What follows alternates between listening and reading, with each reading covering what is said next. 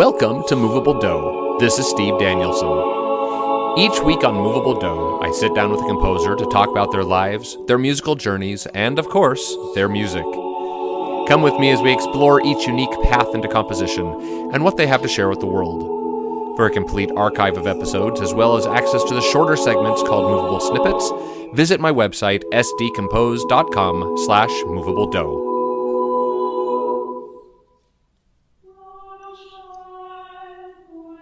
Hey, this is Steve. Thanks for joining me for this episode of Moveable Dough. My guest today is Dr. James Knox. James is a professor of music at Central Oregon Community College, where he conducts two major ensembles.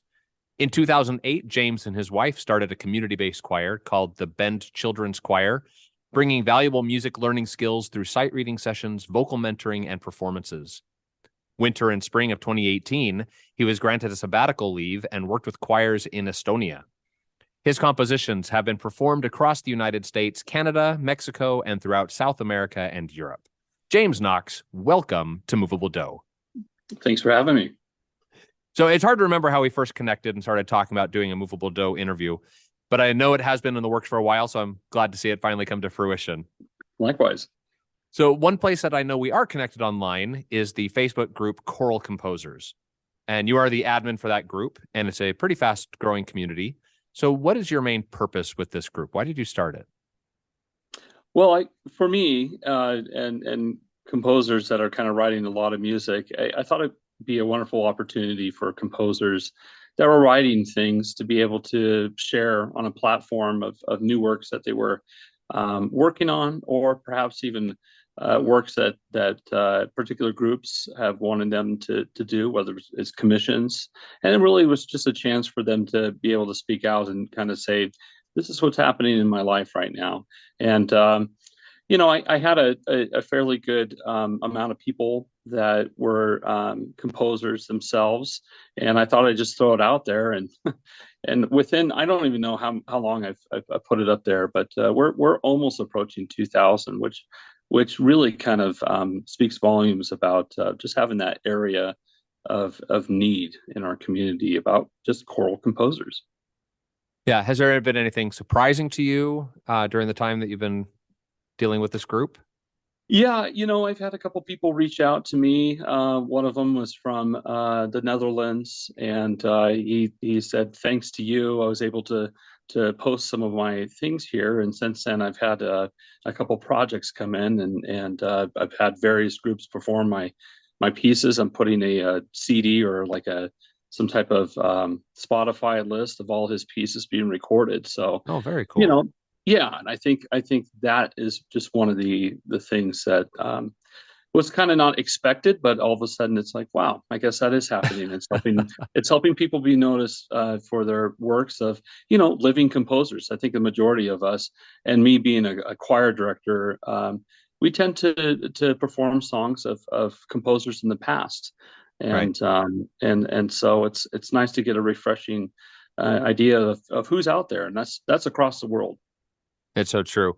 I Yeah. conduct middle school choir, and Mhm. anytime we're doing something from a living composer, I'm like, oh yeah, and I talked to our composer about this piece. I'm like, wait, this person's still alive? I'm like, yeah, we're still making music. It's fantastic. Yes. So, James, you're in Central Oregon now. Where Mhm. did you grow up? Did you grow up in Central Oregon? I didn't, but not too far, just north. I grew up in a small town, mountain town of Sandy, Oregon, by Mount Okay. Hood. And I've always had music be a part of my life, but I grew up all 18 years there, and then went off to college and did other things. So I've lived in Oregon, just various places throughout my life. What did you want to be when you grew up? When you were growing up there in Sandy, Oregon? Well, at first I wanted to be a firefighter like my father. Okay. um, you know, and which I thought was a wonderful thing. But I've always had a connection with music, usually through with my mom. She was a pianist and guitar player, and would sing in the kind of typical growing of churches. And then her brother was actually a composition major at Oh, University of wow. Washington, Okay. believe it or not, and he's a painter, and he lived in Europe. And I knew that I've always had an interest in music. I've always was involved in musicals and things like that, but I really didn't get serious in the music and think it could be something that would be worthwhile. Probably my freshman year in high school when I started taking lessons and developing my voice that way and being more involved in the typical district and solo competitions and doing quite well in those. And I figured I really enjoyed music and I wanted to do something. I wanted a performance at first, but then I switched minds after a while. But I love history as well. And so there's lots of things, but I think music really settled in probably by my high school year, beginning of that anyway. Oh, cool. So Yeah. thinking way back, Yeah. what is the earliest musical experience that you can remember that sort of had an impact on you, whether making music or listening to it? Sure. I would say during my freshman year, we had the whole slew of musicals coming out, and I was always a musical kind of guy, but Les Mis was at the top there, and my mom surprised me with tickets. They were performing at the Portland Civic Auditorium, and that was the first major performance that I went to, and it really moved me quite a bit to the point where I knew that is where I wanted to be, is to do something like that, whether it was on stage. Another moment that I had is when I did an all-state choir thing, and I guess the conductor, Eve Ely, if that rings a bell, Mm-hmm. Dr. Eve Ely, he had to excuse himself for whatever reason, and he wanted someone to lead the choir in warm-ups. And I thought, well, I could do that. I was doing that a little bit in high school. And so that rush came over me when I was able to use my face as expression and my hands to be able to lead voices together in a sound. And I thought that was an amazing feeling and experience. So I think with both seeing something on stage of a finished product versus something that you just do on an average every day of warming vocal folks up and then believing in what you're wanting them to do was a rush that I never got over. So it hooked me in for Nice. sure. Yes.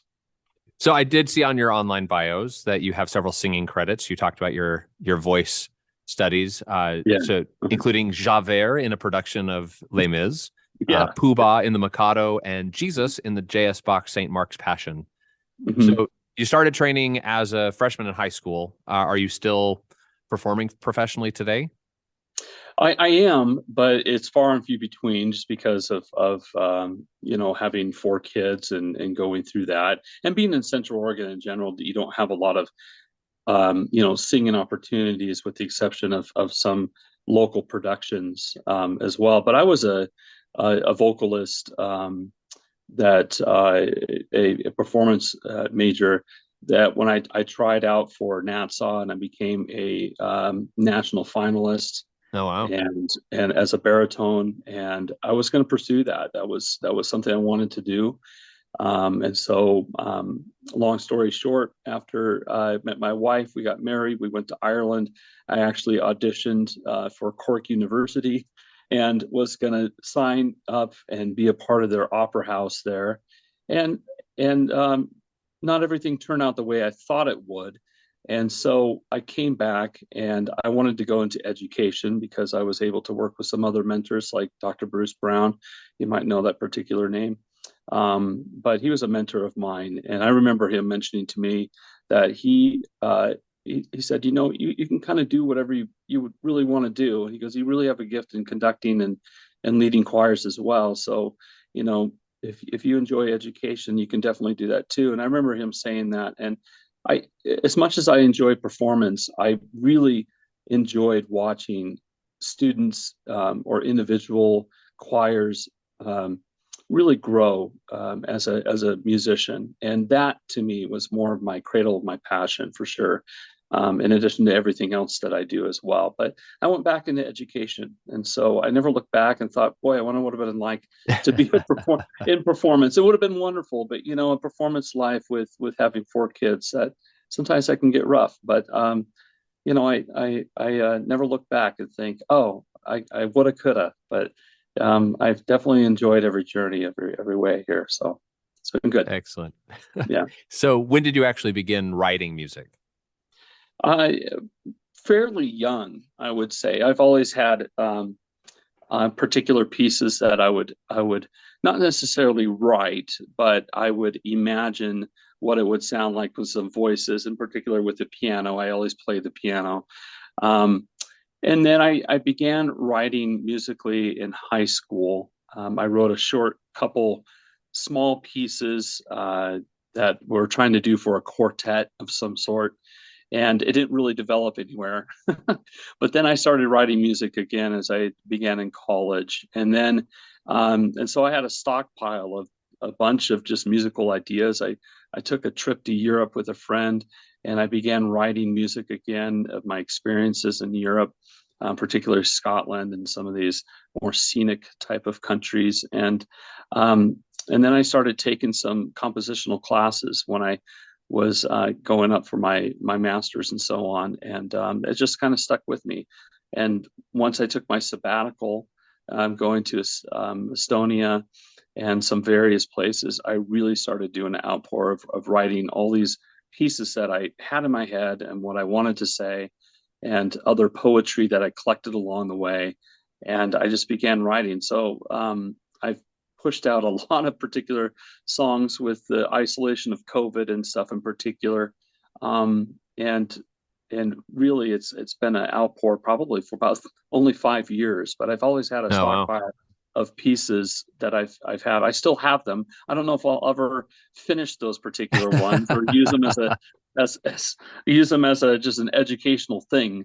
But you definitely have to start somewhere, and I think you Sure. compile those things. And I think we're all composers or singers in our head, and we keep singing a song till the day we pass. And so it's always an adventure and something that I do every single day. So I want to talk about your time in England and other parts of Europe, Mhm. because you did Mhm. spend some time there. What Yeah. what took you there in the first place? In England, there was a consortium with community colleges where they would audition various professors to take a group of students to study abroad. And they had these various places. One was in England, or London particularly. One was in Barcelona, Spain, and then there's Florence, Italy, and a couple short ones, I think, in South America somewhere. And I just put some proposals that I would put together, whether it was teaching rock and roll history, which I thought would be a good thing in London, and as well as some other like music fundamental classes. And they happened to select me, and I thought that was great. So Yeah. I embarked on this journey with our four young kids at the time, and away we went for 3 months. I taught at the University of London, taking those groups of students sprinkled in with some other students that happened to be wanting to take some interesting classes that actually were a part of University of London. And then did you live in other parts of Europe as well? I thought I I, saw I something about that. Yeah, I did. So we lived in London for 3.5 months, near Marylebone, and then we traveled down and stayed in various places in the central part of Europe, in particular with the Netherlands and France and Germany, and kind of did one of those bigger type of city Italy and as Uh-huh. well, and kind of city dwellings. And then I went back for my sabbatical. Um, and that's where we almost stayed for about 5 months, particularly in our sister city in Italy called Belluno. It's kind of nestled up in the northwestern part of Italy next to the Dolomites. So I spent some time there. We have friends, and I became a visiting professor at the Miari Communal School there, and did lecture of opera studies at a conservatory south from there, about an hour. Wow. Yeah. So so what lessons do you think you took from that experience that you're using in your life now? Well, that's a good question. I think uh, as I mean, as a composer, I would say. Composer, conductor, teacher, whatever lessons you Yeah. brought back. Yeah, well, I think sabbatical, that particular word means to refresh and rejuvenate.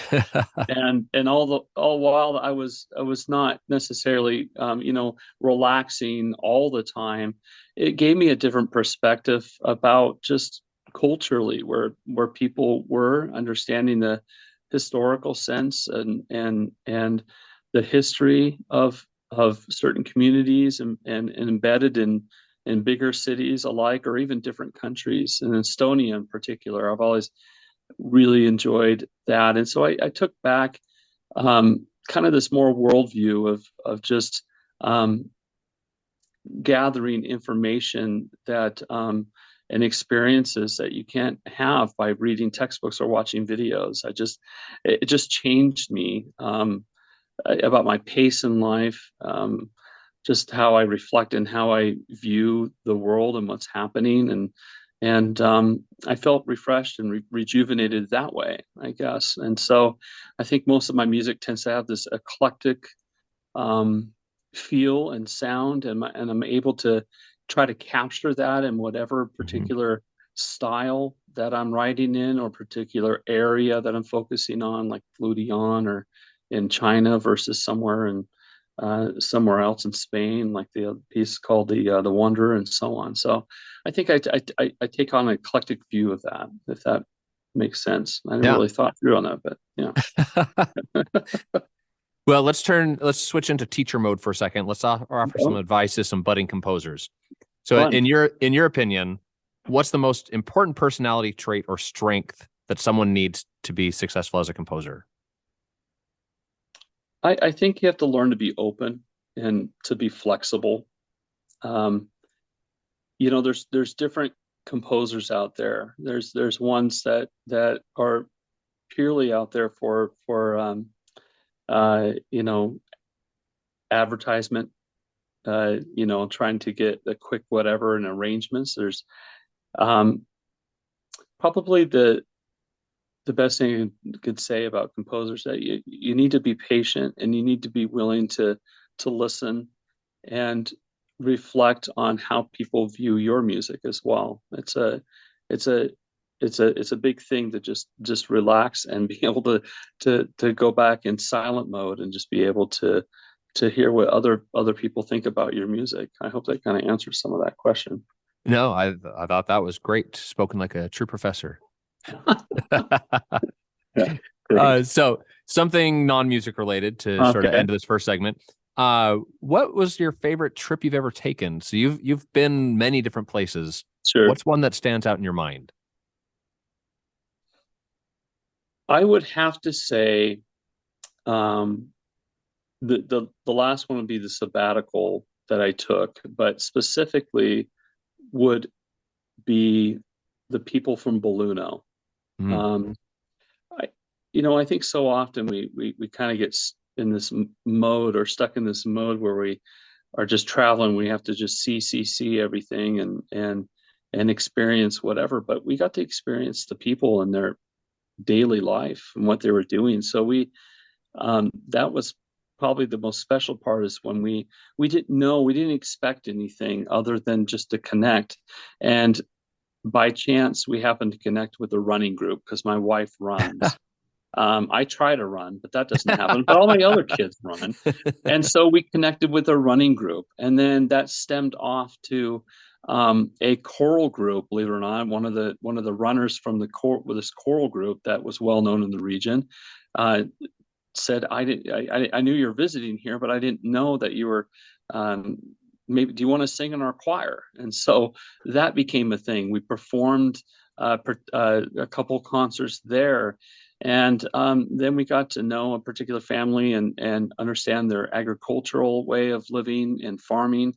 And so we would spend a week, and we chopped wood, and Oh we wow. stacked it, and we helped plant their garden and rototill, and I got to do that with the kids, and just, I don't know, just kind of, get your hands in other things other than just walking around.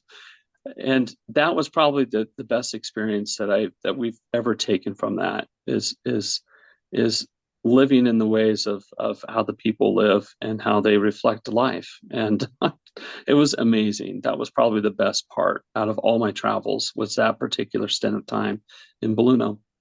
Yeah, sounds life-changing. Yeah, it was.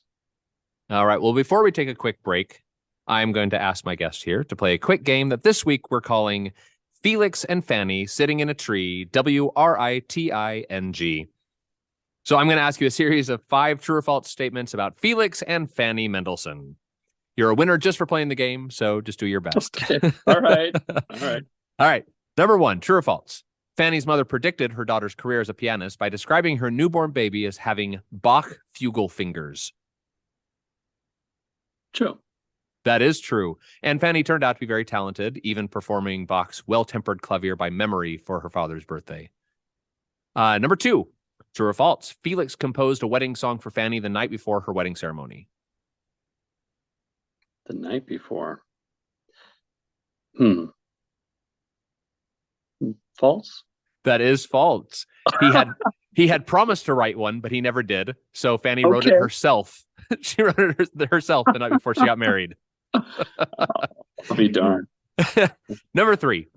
Okay. True or false? Felix was the first one to perform Bach's St. Matthew's Passion since Bach's death in 1750.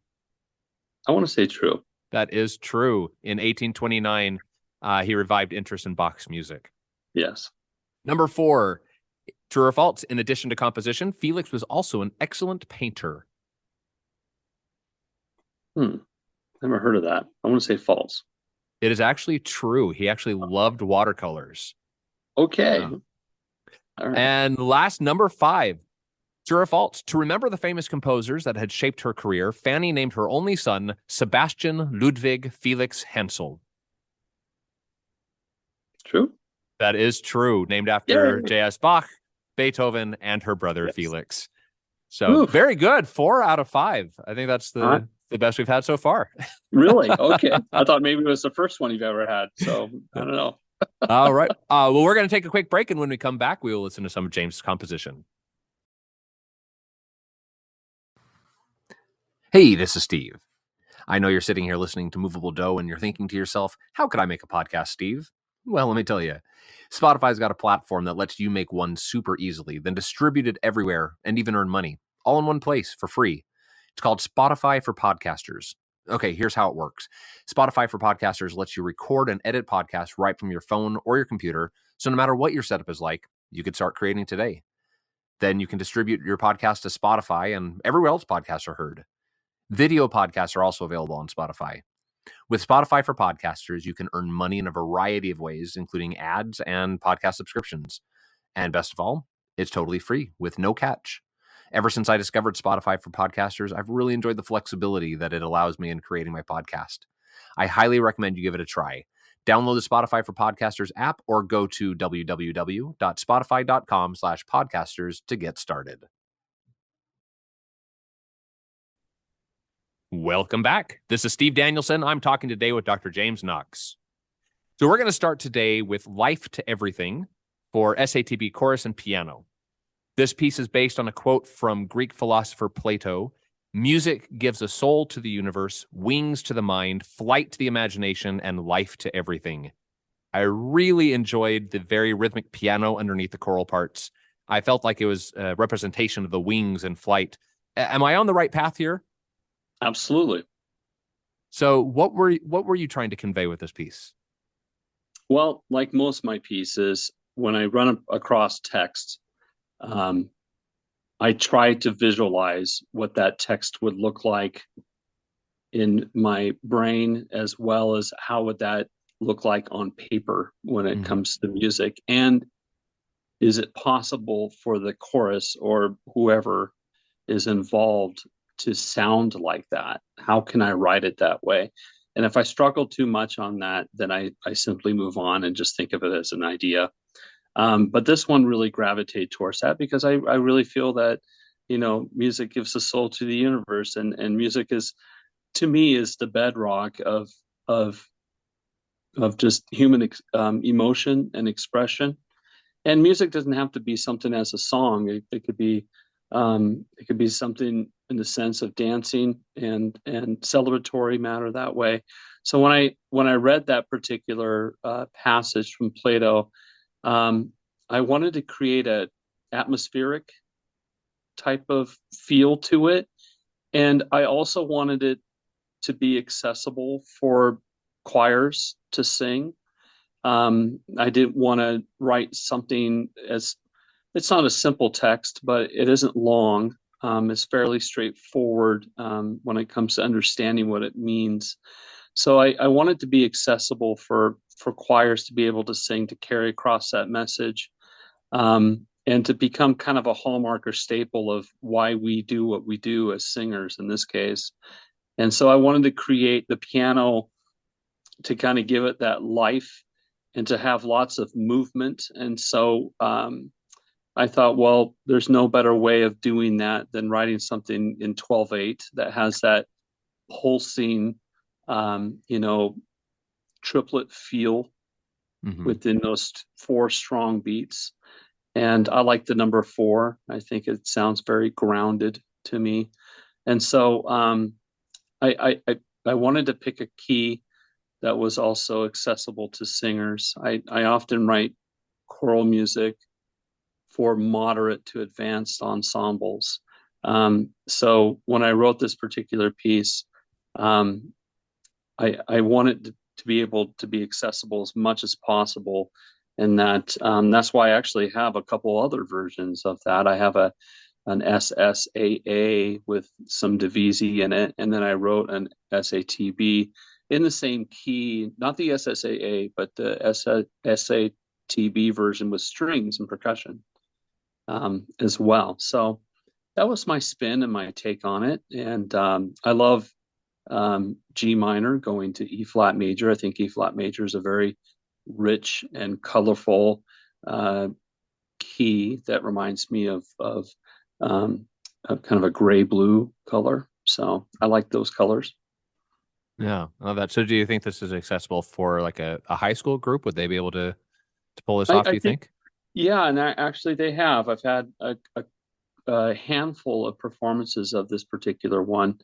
Uh, Not sure of the SSAA version, but definitely the SATB. And I think since one of the hardest selling points as a choral composer, especially new, is to have people perform your music. And so when you Yeah. have MIDI samples, it's like, please envision that with me. But you know, how well does it work with the voices? So when Denison University reached out to me that they wanted to feature my song in their Tutti festival that they do on an annual basis in Ohio, um, I thought, okay, here we go. That's exactly what I wanted. So when I got that recording, I think it definitely helped with that. I had a couple high school groups, two in particular in Chicago area, performed it, as well as somewhere in New York, I believe.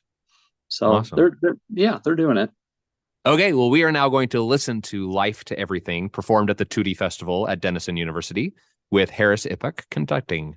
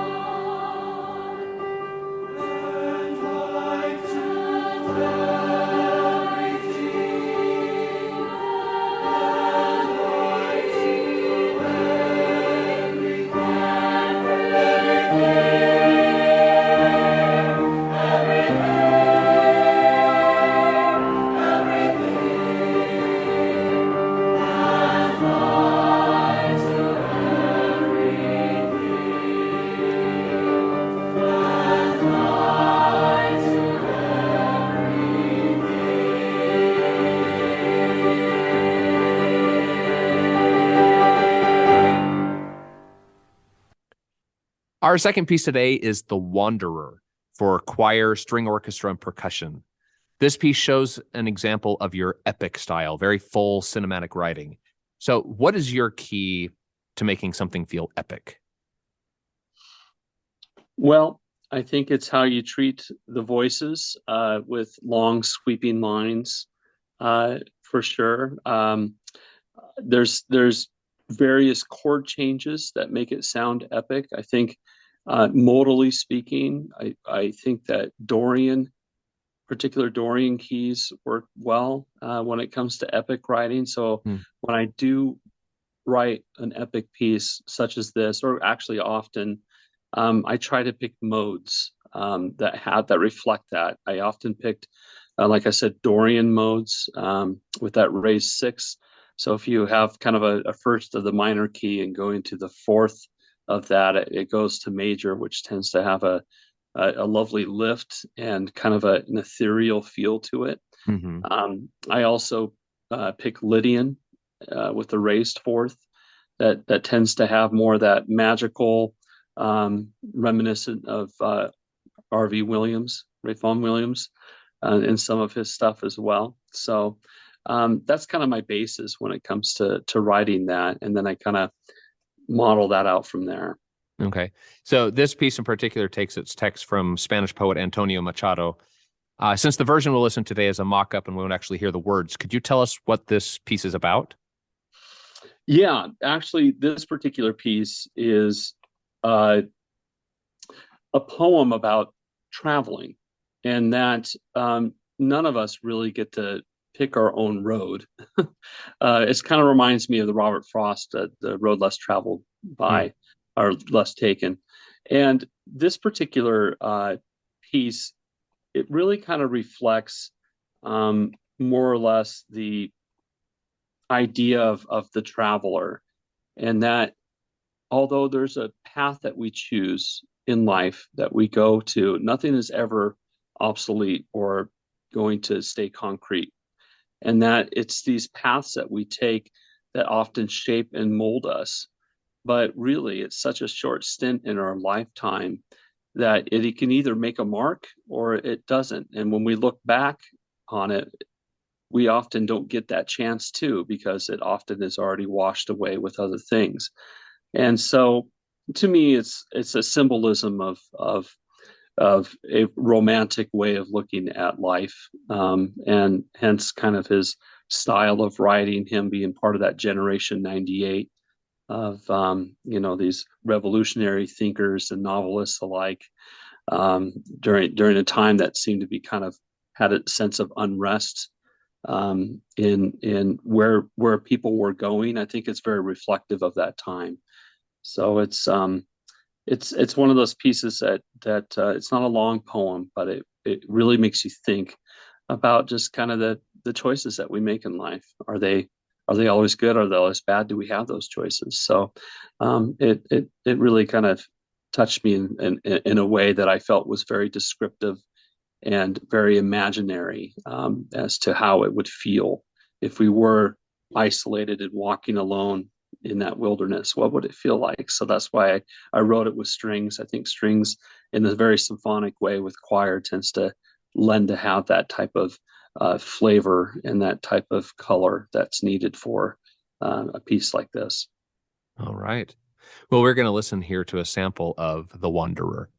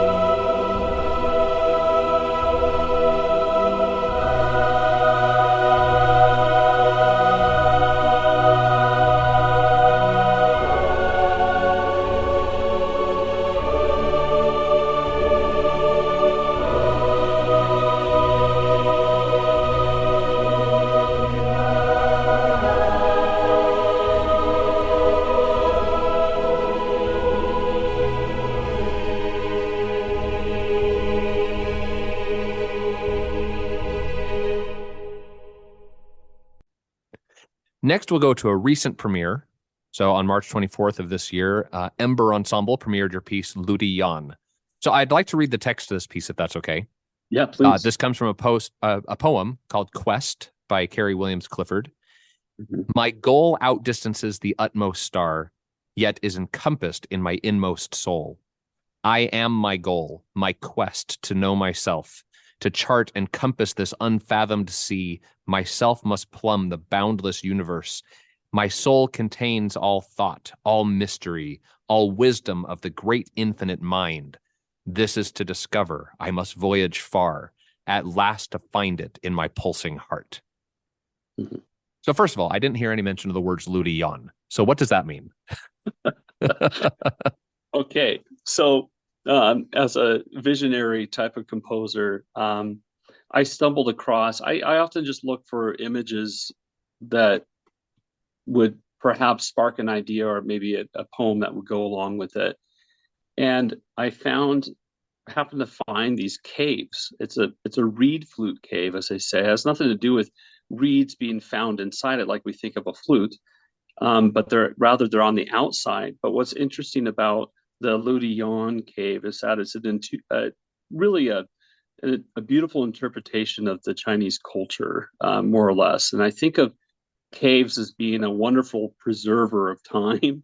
Yeah. And if you really dig deep, you could see all the things and all the patterns, and the many years of the stalagmites and how they are, how they fall down. But it's a very beautiful, picturesque thing of something that is um, culturally there for the Chinese culture because it's very symbolic.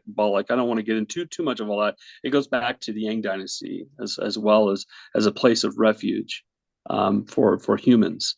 And so this particular cave, has been used for ceremonial gatherings and so on. So I recommend looking at the Ludianya cave. It's absolutely beautiful and breathtaking to look at. So that's where the cave idea came from. And then how does this poem, this quest, how does that relate to the cave? Well, Carrie Williams Clifford was embedded and deeply involved in political uh, issues, in particular with race. And even though she died before actual civil rights, she died like in something like 1934 or something. Mm-hmm. She was really wanting to understand what it's like to persevere as a person. And and I thought, wow, if you had a goal that outdistances the utmost star, if one person can make a difference about where to move, where can we turn to kind of uh, nature wise to see how something endures that long? Well, caves. I don't know how that pulls together, but caves tend to have a blueprint of and be able to withstand a lot of earth things over Yeah. time, earthquakes and so on. And I thought I'd kind of marry these two together because it's her text is very picturesque as well. It's very visionary. You have the unfathomed sea, and you have like the boundless universe, and so on, the great infinite mind, and the voyage to go farther and farther with the pulsing of the heart as long as they're living. So I thought, wow, I somehow I can marry those two together, and for me somehow it made sense. So No, I love um, that. yeah, All so right. it yeah. Well, with the cathedral space that it was performed in, I think it ties all that together as well. You get the eternity and you get the cave echoing, and I mean, just it pulls together so nicely. Absolutely. And if I can really quickly, I use specific drums that they were able to grab some, but not all. Originally I wanted to use, I think you pronounce it Iru or Eru, Mm-hmm. the Chinese equivalent of a violin. And so I wanted to use that, and I wanted to find instruments that kind of symbolize that. So you have like the tongu drums and the gong that kind of symbolize this idea of good fortune and strength. That's kind of one thing there. And then you'll hear temple blocks that kind of are very repetitive pattern, almost minimalistic in that sense, that represent the divine will. And then you hear the gong and kind of a lower drum that represent kind of that pulsing heart Hmm. that keeps moving forward.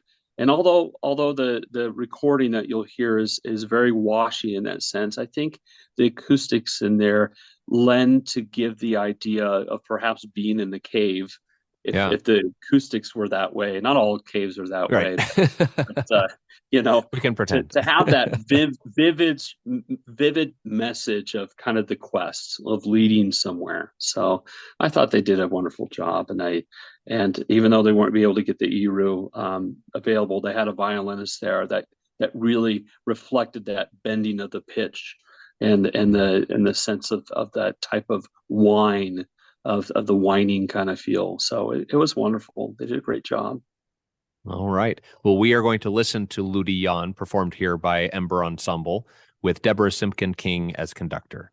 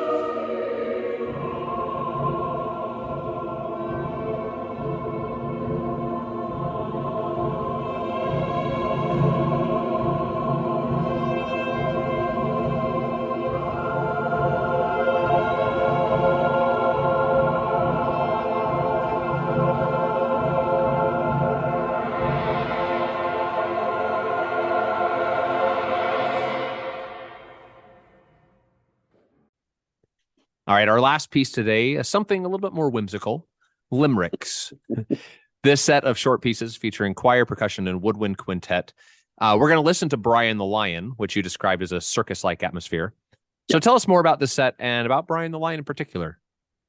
Yeah, so limericks date back quite a few years, but there was a English poet by the name of Edward Lear that kind of brought it back to the popular limelight. I started looking at these pieces, and what I like about them, they got the AABBA form. It's 5 lines, and they are rhyming, and there's nothing better to come up with some quirky, fun kind of things that would rhyme. And so as I was digging through, I tried to find some anonymous ones. I tried to find some by Edward Lear himself. And I came out with no less than 12 different ones. And I thought, well, if I can create that kind of lyrical or whimsical type of feeling, piano could do a little bit of justice with that. But I thought that woodwinds could really play off it with that well, in particular with the clarinet and the bassoon. Mm-hmm. And then I added a bunch of percussion with it. And so the piece that you hear, Brian and the Lion, if I may read the text here, Yeah, I'd love to hear it. It's probably the funniest out of all of them. So if you can picture this circus type atmosphere, and when you hear it, you'll hear like whistles and things like that, and it gets really, really close, and then it go and with the dynamics, it gets really loud, and then it kind of goes away, as if it's just passing. But it's basically a circus performer named Brian. Once smiled as he rode on a lion. They came back from the ride, but with Brian inside, and the smile on the face of the lion. It's anonymous on that one, but if you listen really carefully, you'll hear a cluster of chords when they, I'm picturing the audience trying to figure out what happened to Brian. Where is he? and so I use this cluster type kind of chord that sounds very unsettling. And you should hear it. I play kind of a major chord against a minor chord, and then I cluster it like crazy, and it just sounds very unsettling for sure, but funny at the same time. All right. Well, we are going to now listen to a mock-up of Brian the Lion from Limericks.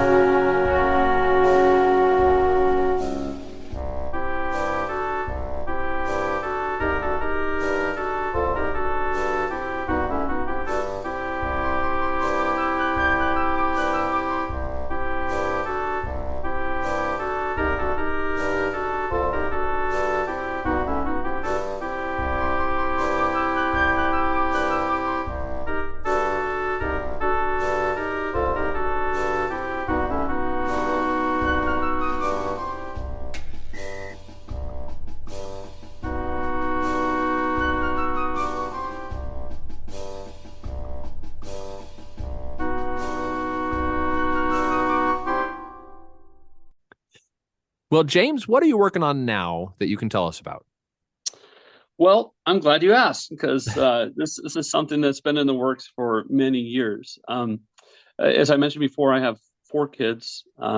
Three of them are triplets, believe it or not, and Wow. they're some in California, one's in Oregon right now, and then I have a younger that's 16. So before you know it, they disappear and go away, and at least out of the household. And as when they were growing up, they always wanted me to share bedtime stories with them. And I would just make up these random kind of stories, these epic kind of stories that I don't know where they came from. But this was during the time when I would say like the Lord of the Rings and things like that kind of was becoming popular, and they were too young to understand this. Hmm. But as a child, my father introduced all those books to me, and I read them, including The Lion, Witch, and the Wardrobe and stuff like that. So I've always had this kind of connection with that. So my storytelling was kind of reflective of that. So I been writing an actual children's book story, and it's a made-up fictional character, and it's called The Spectacular Adventures of Chester McBricklebaum. It's a funny name. Brickle is an old English word meaning bridge, and Hmm. Baum means wood in German. And it takes place, so it's historical fiction. So it takes place in a town actually called Chester, and hence that's where he gets his name. He's named after his father, and his father signs up for World War One, and tragically he dies, and his mother dies as well. Um, in a drowning accident. And he ends up moving in with his aunt and uncle south of that in the south slope of the Shropshire Hills. Saying all that, and I'll make it very short because I don't want to go on too long, but um, the adventure is with Chester, and he has to wrestle with his fear of losing his father and what that means about sacrifice, and to understand, to grasp the terms of understanding that about water in general, about the river, because his mother died in a river, and he ends up using this imagination in the backyard and notices a strange looking creature known as a hob. And this hob, he wants to follow it, and then follows, and all of a sudden he realizes that he's super small, and he has to figure out how to get out of there. And he realizes that he's the chosen one from these nymphs that says they have to sprinkle this water on top of a hill, the Shropshire Hills, which is known as the Wrekin, which is very influential of Tolkien as well. Um, and there's 17 movements in all in this piece. It's a huge choral work. I'm trying to get illustration with it, and it consists of Chester himself as a tenor, and then you have Aldrich, which is a hob, as a tenor. You have and you have all these other fictional characters. One's a male fairy from Scotland, that's his helper. You've got the evil Boggle. His name is Drusus. Of course, he's a bass. And then you have the three nymphs that are soprano, soprano, and alto, followed by chorus. So it's for chamber orchestra, and it comprises of 17 movements. It's probably going to be about an hour and a half long.